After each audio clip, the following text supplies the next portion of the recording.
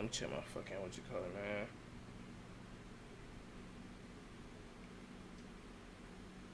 That boy say staring hard. What?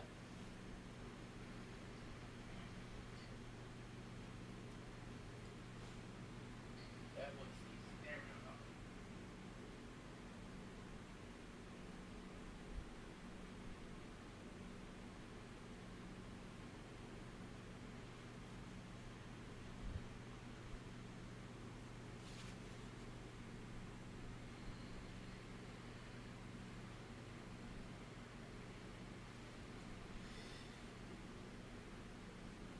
Okay. I'm trying to enjoy myself for what it is, man. I really sat up here and had to fix my whole fucking screen, dog.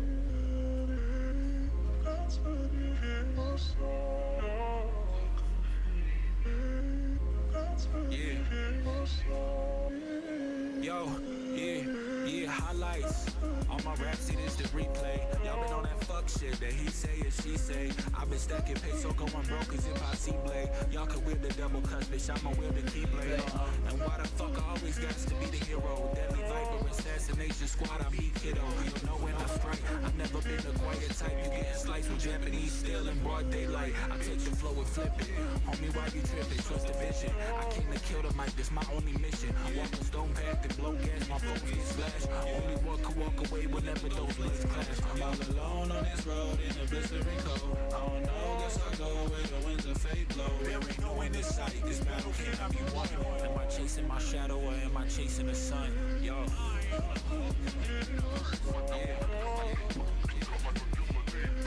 I can study you. Your breathing gives away your next move.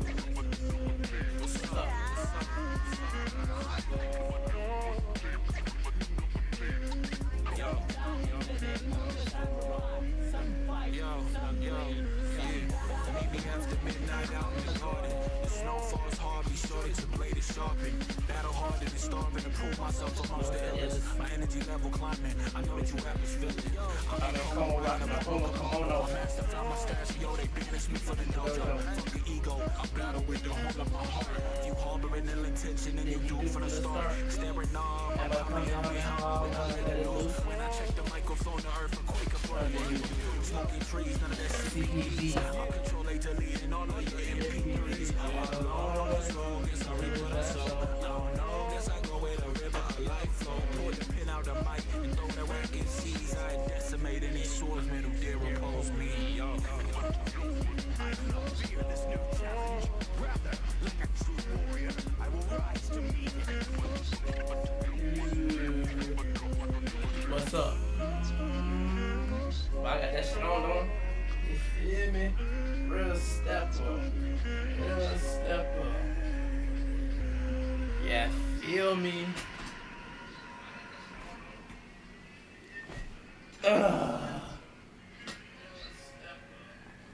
Uh-huh. Hey, my boy say I'm in Como rocking a polo kimono, you feel me? That's a bar if I ever heard one myself. Real bar type shit.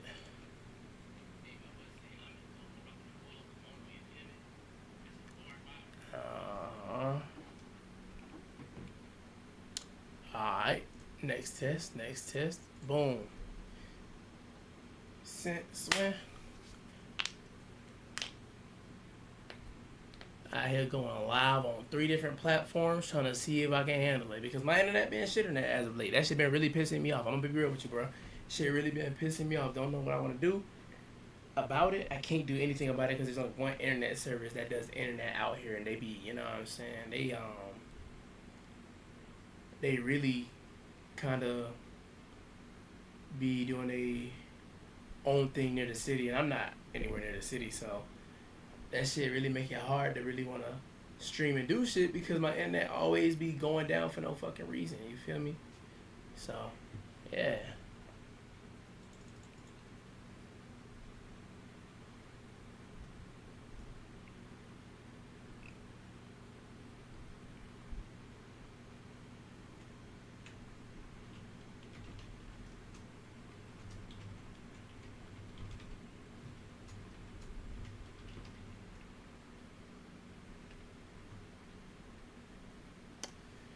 consistent.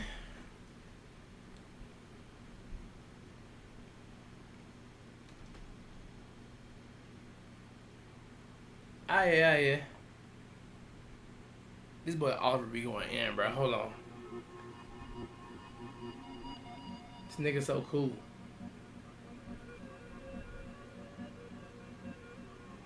I'm at the crib and I'm rolling up pit. No pre-rolls, only roll my own shit. I'm in the Midwest, still my clique.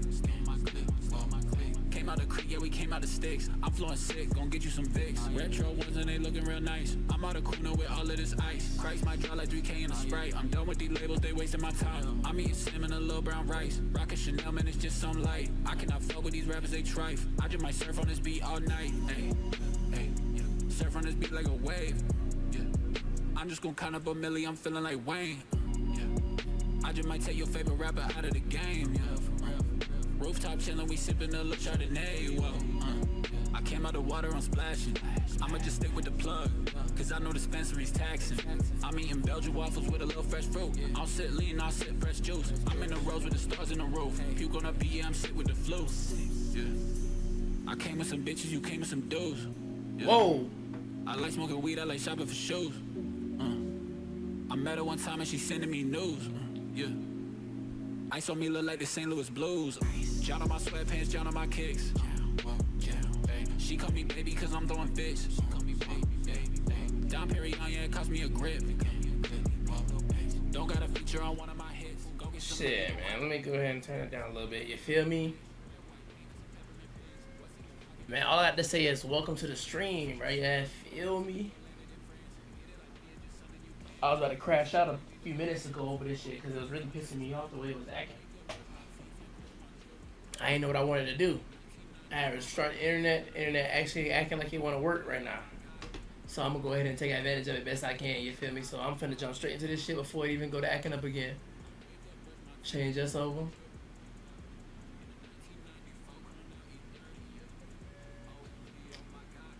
There we go. I said I thought it was... Start off with a light little, you know what I'm saying, reaction session. Yeah, feel me? You ready to Oliver? There is more high quality... Before I even start, this little video is called The Death of Mainstream. I'm assuming that means like mainstream media, you feel me? Anything that has to do with like, you know, media. So movies, phones, computers, TV, all types of shit. Like technological advancement and how it's changed in, I guess, the last century or whatnot. Or maybe even further, I don't know. Probably from when they even birthed. But yeah, man. Let's get straight into this shit, man. Content available than ever before, and yet most people feel like there is something missing. There was once a time where it felt like we were all on the same wavelength when it came to entertainment and pop culture. Everything felt more impactful. Movies were bigger. Music spread further. Famous people were actually famous. Awards meant something. And if there was a shocking story in the news, it was impossible to miss. It was much easier to have your finger on the pulse of pop culture, and it created this bond that we had together as strangers. And we took it for granted, because now that that bond is gone, the world of entertainment, music, movies, shows, social media feels oversaturated, confusing, and dull. I bet most of you can relate to this. Damn. He right. As of late, I have been feeling like this social media shit has been like, you know, draining as fuck. It's overwhelming as hell. And he's dead right about it being oversaturated. But I feel like life's going towards the internet anyway. Like, technology is the way right now. Like, if you want to make money, you do things on the internet. Like, if you sell something, you sell it where? The internet. If you want to be a content creator, you do that where? On the internet. You know what I'm saying? People get all types of, like, benefits from the internet. The internet runs the world at the moment. So, I mean, what else can you do? Like, traditional job sets and stuff are not how they used to be. Like, back in the day, like, niggas wanted to be doctors and wanted to be dentists and zoologists in the military and whatnot. And now all that stuff is just, it's required for us to live and whatnot, but it's just so stressful. Like, you can't make enough money in those fields to even begin to pay back the debt that you'll owe after you get into them, you know. So they're not worth it like they used to be. But the internet is like, I guess, a place where you get the most bang for your buck. Because if you're actually entertaining and you do make it, or you do something on the internet and it blows up and it goes viral or whatever, like, you kind of made it at that point. Many times these days does someone say to you, hey, did you hear about, or hey, did you see? And not only is your answer no, but you literally have no idea what they are talking about. Life wasn't always like that. What we are missing today and for the past few years is a monoculture, which is essentially one culture that all Americans are connected to. Sometimes I even call it the death of mainstream, because nothing really feels mainstream anymore. Every decade had their own version of monoculture that was seemingly easily defined. But what will define the 2020s? Monoculture is dead, and for Absolutely nothing. I mean, maybe like Twitch and stuff like that for the people who blew up and people who are making a great impact on, like, you know, streaming and whatnot, and actually making that shit change, like, evolve. But nothing. I don't feel like anything really crazy has dropped in the 20s so far. Like, think about it. No revolutionary game consoles like that. I mean, the Nintendo Switch 2 went crazy, but it's not like revolutionary, you feel me? They just upgraded the Switch 1, took everything that was good about it and made it into the next iteration of itself with more features and better programming and stuff like that. But as far as gaming consoles go, the Xbox and the new PlayStation have been out and have not had any real serious runs yet. Like, think about it. Back in the day, Xbox 360, I'm talking about what we had. We had Grand Theft Auto 5 come out on the 360. We had, and the PlayStation 3. We had Black Ops 1, 2, World at War. Like,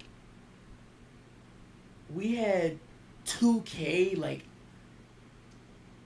that's when everything was really becoming, like, crazy for gaming, right? And even with movies and stuff, before I felt like they started getting a little too, you know, away from the original plot. Because a lot of the movies back in the earlier, like, you know, in the teens, were still they were either fresh and brand new, or they were going on, they're like fifth or sixth maybe, especially like Fast and Furious, and now they just overdone it at this point. So, I mean, yeah, he's right. Everything over here everything back in the teens was so fresh. And even going into like the new Xbox One at the time and the new PlayStation 4 at the time, they still had 2K going crazy updates. They moved Grand Theft Auto over because it could still be capitalized on, and the updates were going crazy too. And yeah, I don't feel like there's a lot that we gotten in the 20s except for like the new type of Call of Duty, but those are buns if you ask me. Like, every single game in the 20s has been about exploiting it to be good, and every single movie has been overdone or already done. Content creation is oversaturated. Everybody's doing the same thing, so including me. I'm not gonna sit here and act like I'm not doing the same thing. Like, yeah, but shit's weird right now. anyone watching this that's like a teenager or younger, it means nothing because they can't relate to that experience. But literally anyone older than that remembers their version of monoculture and probably misses it because it represents a much more simple time. Every generation before Gen Alpha had limited options for entertainment, and they thought it was a burden, flipping through TV channels saying, oh, there's nothing to watch. But now our options are infinite. 3.7 million YouTube videos uploaded every day, one streaming service with every song ever made, and 100,000 new songs being uploaded every day. Dozens of subscription services with thousands of movies and TV shows, a literal endless singular feed of short-form videos that one can spend hours without realizing the time has passed. And despite having access to all of this content, a lot of us feel bored and disconnected from each other. True. Well, today, bro, it was crazy when you weren't watching other people and you were just watching like TV. Like, bro, what have we come to, man? I want to talk about that feeling like something is missing. I believe it is tied to the death of monoculture. So let's dive into how we got here, where it went wrong, and actually why some of you might consider it to be a good thing. Entertainment has always evolved based on the available technology. The easier it is to consume, the less impactful it is. Movie theater ticket sales had their all-time peak in the US in 1946. Damn. Over 90 million weekly admissions were That reported, was over which 70 means years that about ago. 60% of the US population went to go see a movie that year. Now, were movies objectively better in 1946? Absolutely not. There were just less of them, and less entertainment overall. The introduction of the television likely slowed down movie ticket sales, but opened up a whole new opportunity for entertainment. Cartoons, sitcoms, Hell and yeah, of course, love cartoons. ads. You've probably never heard of Spokio, Truthfinder, or been verified, but they've definitely heard of you. These are data brokers. Their entire business model is collecting your personal info and selling it to anyone willing to pay. They provide reports like this that have information about you, including your contact info, address, your relatives, and maybe even what car you drive. This stuff isn't just floating around by accident, it's being packaged, indexed, and sold legally right now. Data brokers are selling our private information without our consent. They make no attempt to stop scammers, spammers, or stalkers from buying it. The government does nothing to stop them. These data brokers are literally laughing all the way to the bank, probably paying off politicians, so this continues to remain legal. That's why I started using Aura, who's sponsoring this video. Aura finds the data brokers exposing your info and automatically sends opt-out requests to get it taken down. You don't alerts you if someone's trying to happen, base fraud.com/Patrick. Get out of here. If you missed it, television has its limitations. You had to watch the show at the exact time it aired, or you missed it and had to wait for someone to tell you what happened the next day. Or even damn. worse, you had to read this book called The TV Guide to figure out when they were going to air a rerun. Plus, there were only a few channels, so competition for attention was fierce, but that also meant that millions of people were watching the same thing at the same time. With most households operating on 9-to-5 work schedules, the only time carved out to entertain yourself was between 7 and 10. This was known as prime time, and that's when the few good shows were on. Families watched the same things together, and a new episode airing at 8 p.m. on a weeknight could dominate school hallways and office break rooms the next day. Worst case. Yo, bro, that's actually crazy to think about, because this shit making me feel ancient, like, for real. Think about it, bro. Like, when I was a kid, like, YouTube was becoming, nobody knew you could get paid off of it. I don't even think people were getting paid off of it yet. And people were just uploading, like, random things that fucking happened. Like, it's crazy to think about that, bro. That's, like, insane. And I do remember going to school and talking about, like, TV shows and other, like, random ass shit that we used to do or deal with. And then we didn't have phones to just text anybody. If I wanted to see the girl that I liked, bro, I had to wait till I got to school. That shit is crazy. Scenario, you could stay up for late night television where Letterman would catch you up on all your pop culture Bedtimes news. too. We were Well, you miss a connected lot of as shows going on humans, bed. kind of operating on the same wavelength, and the entertainment added to our humanity. That is, unless you were entirely disinterested from the few available shows and movies, then you had no other options, your life sucked, Go and you outside were and looking play. for other forms of entertainment like heroin. But at least Whoa. back then, it didn't have fentanyl in it. But the way people consumed movies and televisions stayed relatively the same for decades. By the 1970s, 95% of households had a TV in it. And then in the 80s and 90s, there was a massive uptick in available entertainment, like an entire TV channel dedicated to showing music videos, or an entire channel dedicated to showing cartoons. Yes. But even with more niche options, primetime shows still dominated pop culture, and Americans still felt a sense of togetherness through a somewhat limited availability. Is music not hitting the same anymore? Doesn't it feel like you used to have a connection with others based on a shared love for the same music? I'm gonna be real, I didn't even notice that because, like, realistically, I don't talk to enough people in my day-to-day life to even acknowledge the fact that music taste is so much different. And even if I do, like, when I talk to my brother, our music taste is kind of similar, so, like, we get to listen to a lot of the same stuff, so I don't feel as if, I can't feel him all the way on this point. I don't talk to enough people, so it's like, I think it's just a personal thing. Like, I think it's generally speaking on that one, but I think for me, it really does depend on, like, what portion of my life I'm in. Like, if I'm angry, angry music's gonna do it. If I'm sad, sad music's gonna do it. If I'm happy, happy music's gonna do it. So it's like,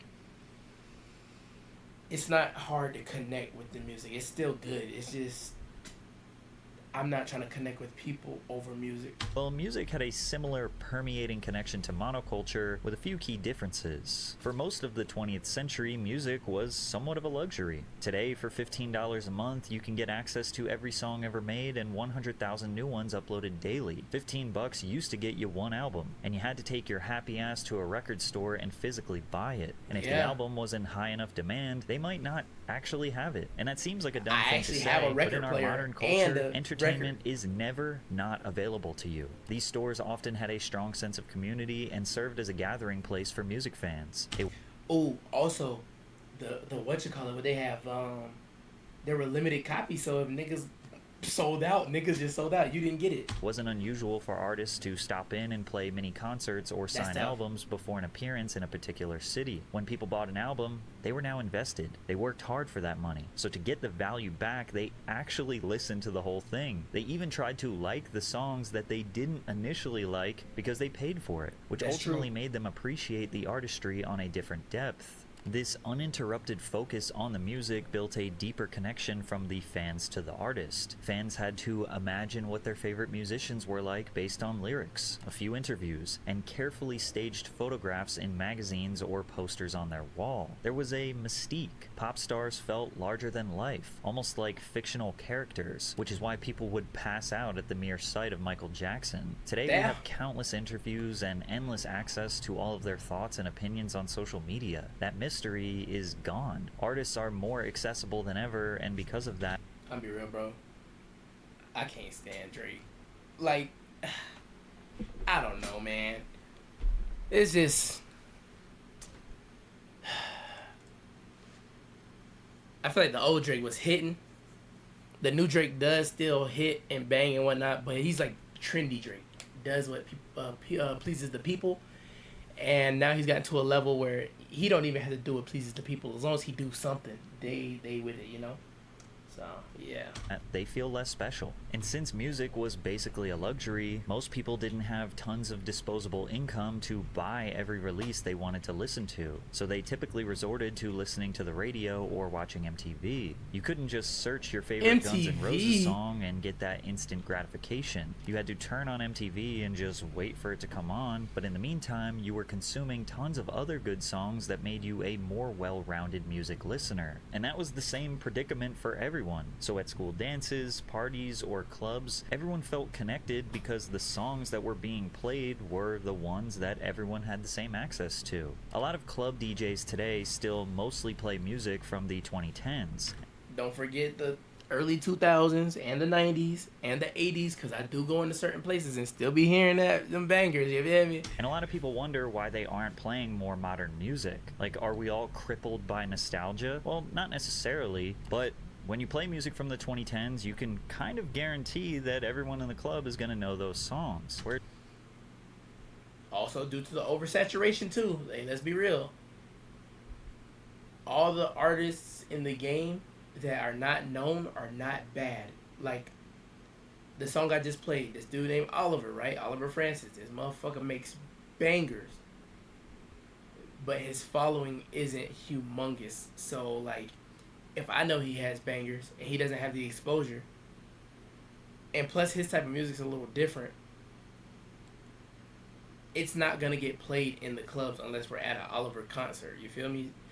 Or he's at that club, you know what I'm saying? So it's like the oversaturation, there's just so many people and so much different type of music that we have to wait for something to catch traction. And once it does catch traction, that shit, you know what I'm saying?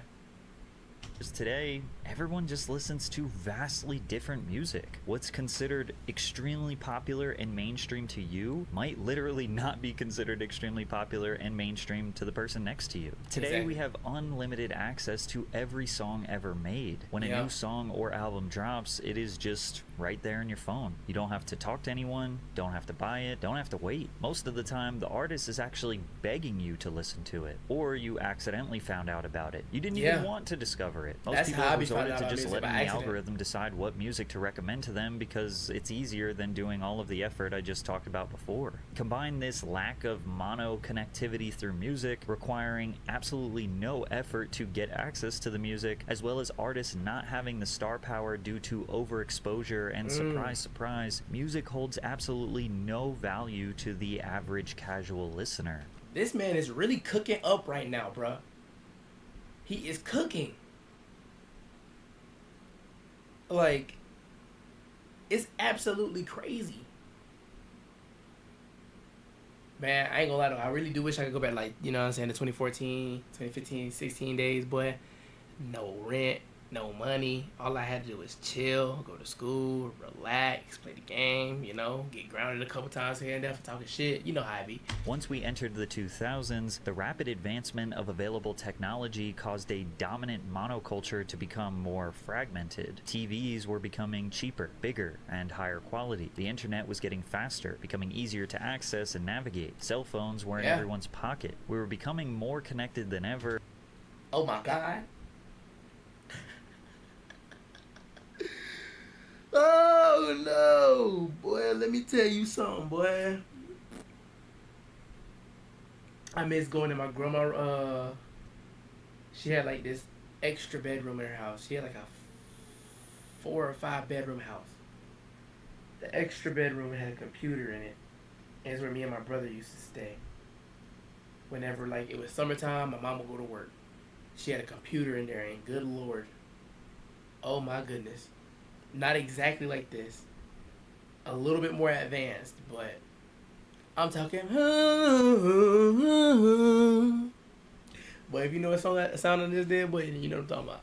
But we didn't realize it was actually going to drive us further apart. In my opinion, 2000 to 2010 was a great sweet spot for pop culture. I would describe today's culture as everything all at once. And the early 2000s was the same, but it was slightly more manageable. Let's start simple. Movies. Here's a graph of every movie released per year around the world. You can see the quantity of movies released remained relatively the same from the early 1970s to the late 1990s, and it just started slowly ramping up in the 2000s before it exponentially exploded. Back then, there was a rhythm to it all. 2000s before it Damn, but look how it died off in the end. Like 20... When was this video made? Let me see something. A month ago. Bro, look how movies have died off in the 2023-2024 era.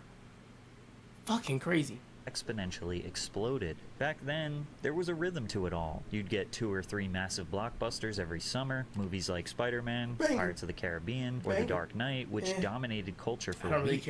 As fall and winter rolled in, you'd see smaller budget, more experimental, or just simple films rise to the surface. Movies like Eternal Sunshine of the Spotless Mind, Little Miss Sunshine, Juno, and Requiem for a Dream. Everyone kind of knew what was coming and when it was coming, and that predictability created a shared sense of anticipation. Even smaller budget films had a shot at becoming massive, and the reason they had a shot was because people actually went to the theaters. Our last peak in movie theater ticket sales was in 2002 when 1.5 billion tickets were sold. But even if you didn't go to the theater, we had these really cool things called DVDs where you could buy the movie that you missed and watch it at home. And if you didn't want to commit to buying it, no worries. You could rent the film for a few bucks by going to this magical place called Blockbuster. This is like physical Netflix right here. This is tangible Netflix right here. I can't believe that they really finessed themselves on that deal. Netflix tried to, you know what I'm saying? And Blockbuster said, hell nah. And Blockbuster ended up busting their own block, you feel me?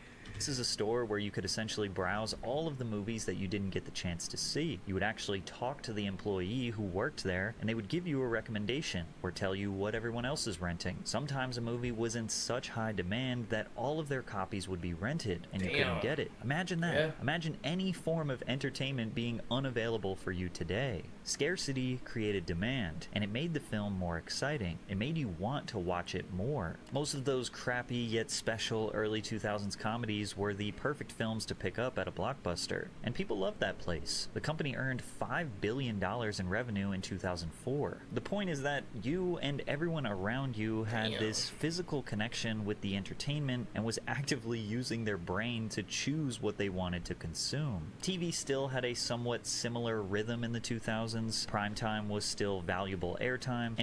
I know travel was so boring back in the day. Imagine being on a flight with no in-flight Wi-Fi, no YouTube. You just sitting there. Like, I don't even know if they had the TVs on the back of the thing yet, and you can watch the movies on there. But, oh my God, bro. A CD player probably was your best bet. Oh, bro. This shit is crazy. Like, to think about. I'm so glad I had it. Bro, my first time flying was in 2018. I'm so glad that I had all these things available to keep me entertained on a flight, bro. Because let me tell you something about how boring a flight can be. Especially when you run out of, like, recharge, bro. I used to sleep on the plane and had to force myself to go back to sleep again. Because I ain't gonna lie, I didn't want to watch movies and stuff. I was like, let me see, I'm tired. I'll just go to bed. Wake up, still on the flight. Like, fuck. I just go to sleep again. Wake up 30 minutes later, still on the flight. Like, damn. MTV was in its best era, in my opinion, having a plethora of terrible yet oddly captivating reality TV shows and experimental series, while still having their sister network, MTV2, play music videos 24/7. It was one of the most versatile eras for mainstream music, with lyrical rap, crunk rap, rock, emo rock, country, pop, EDM, R&B, and countless other genres in a healthy rotation on MTV and the radio. It was just on the cusp of being overwhelming, but having it all contained on MTV and VH1 made it still manageable to keep up with. Kids were absolutely consumed by Nickelodeon, Disney Channel, and Cartoon Network, which were 3 separate networks that each had 2 to 3 shows worth paying attention to in their respective eras. We still had a healthy separation between our personal lives and our school and work life from 9 to 5, only entertaining ourselves lightly in the morning and in the evenings. We didn't have a phone to distract us from literally every millisecond of boredom. The entertainment options still felt limited. And we're still bored. Yes. We are still bored. Because listen, last night, bro. Last night, I was laying in the bed. You feel me? I was just laying in the bed. And you will never believe what happened. Even with all my options, I was still fucking bored. Still bored. I didn't have nothing better to do with myself. I was just sitting there, like, looking at all the people that I watch, and like, this nigga didn't upload. Then I'd watch a video, and I wouldn't be entertained by it. And they're like, fuck, there's literally nothing to watch on this shit. Crazy word. Enough that you could feel like everyone around you was on the same wavelength. Plus, we were still at the mercy of knowing the schedule of when new shows were going to air. But that started to die when cable companies provided DVR capabilities. You could now record your favorite shows and movies and watch them later whenever you wanted. This was the beginning of the streaming service era takeover that so many people today loathe. Today, you may feel like you are not as connected to the culture because 1, less people are going to the theaters, and 2, the DVD and TV business has been demolished by streaming services like Netflix, Hulu, HBO Max. Let's be real though, when Netflix drops a Netflix original that is an absolute banger, everybody in their mama will be talking about it. Everybody in their mama will be watching it. You and your friends will watch it together. Let's be real, that has brought some people together, but it has been a minute since I watched TV with